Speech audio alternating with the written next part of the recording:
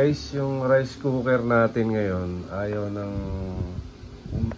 gumana. Walang ilaw, so titignan natin ngayon. Check natin. Ayusin natin.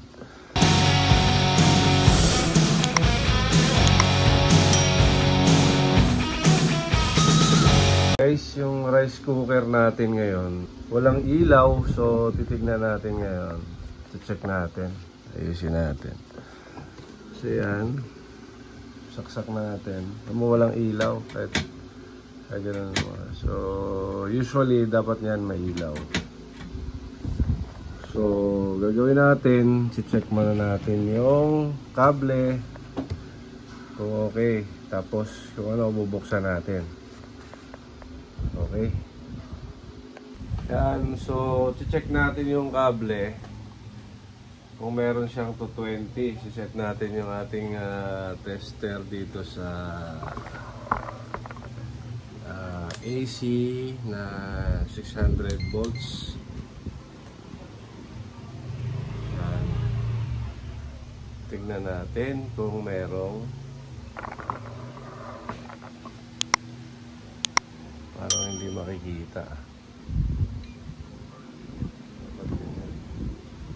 Kaso lobat na pala ako.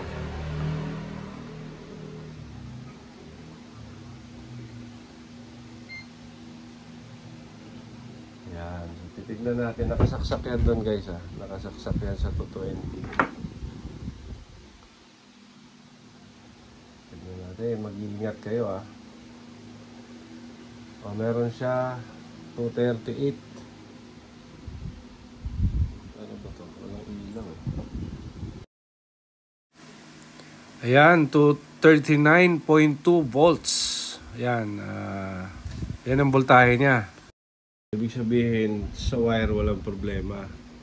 Nabuo yung kable niya. Ngayon guys, bubuksan natin siya. So, chinek natin buo yung kable. Mayroon siyang 220. Ngayon, bubuksan natin yung loob nito. Titignan natin kung ano naging issue. Bakit siya walang power? Okay, so meron siyang isang ano dito. Isang tornilyo. Bubuksan natin.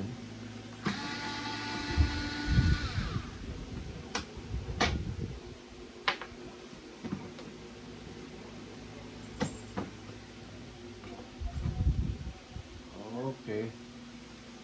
Guys, itong tumalumbad sa atin, oh. Yung fuse niya natanggal na, ayan, oh. Yung pinaka fuse niya. So, yan, ito na yung yan. Ito yung insulation niya. Ito yung fuse. So, dapat nakakabit na siya ganyan. Pumutok. So, kailangan natin siyang palitan. Okay, bibili tayo ng thermal fuse sa ano. Ang ano nito ay 10 amperes, 250 volts. Ayan, so bilhan natin. Kasi kakabit natin. Okay. Ayan guys, kung bago lang tayo sa channel na to, baka pwede nyong makasupport at subscribe, like at comment lang kayo kung meron kayong napuna na mali para maitama natin ang ating mga pagkakamali dyan. Okay, salamat po. Eto guys, bumili si Mrs. ng thermal fuse.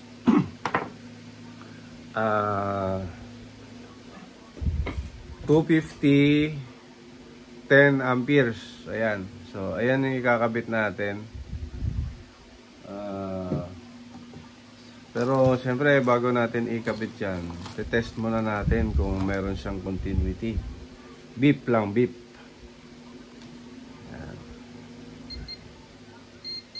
Yan. So, naririnig nyo. Ito.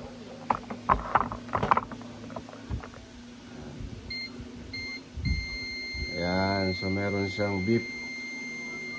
Okay. So buo siya. Ito ngayon yung ikakabit natin dito sa ating rice cooker. Kabit natin guys.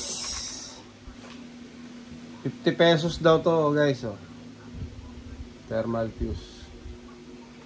So ikakabit natin.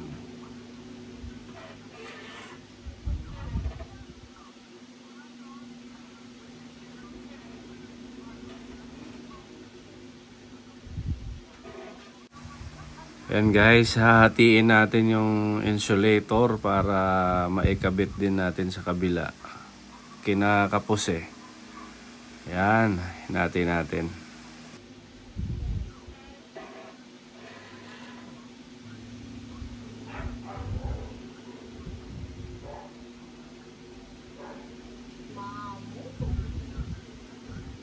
Insulator.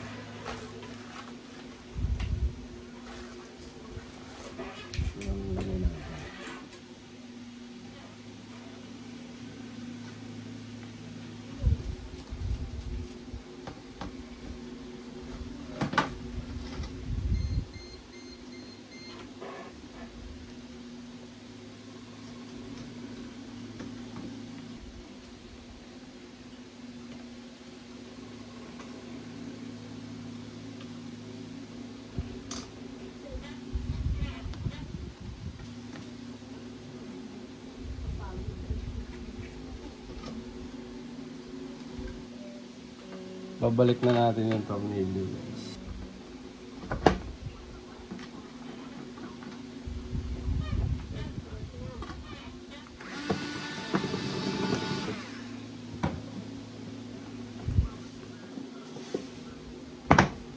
Okay. So, ayan. Sasaksak na natin siya guys ha. Ayan, sasaksak natin kung tingnan natin kung may ilaw. Yun, may ilaw na siya guys oh. Ayan ang ilaw niya oh. Ayan, success. Meron naman tayong nagawa. Maraming salamat sa panonood at mabuhay tayong lahat. Tuwan-tuwa si Mrs. Ano sabi mo Mrs.? Ano sabi mo? Ano sabi mo? Hirap magsaing doon eh. Nahirapan siya magsaing doon sa ano eh, doon sa kalan. So yan, so meron na naman tayong nagawa na home appliances natin. Tayo lang gagawa niyan para pagdating doon sa ano, mahal na yan. Ayun, baka meron kayong mga sirang rice cooker dyan na same problem. Kung hindi nyo kayang ano, dalhin nyo rito sa bahay. Gawin natin yan. Okay, salamat po. Maraming salamat sa panonood at mabuhay tayong lahat.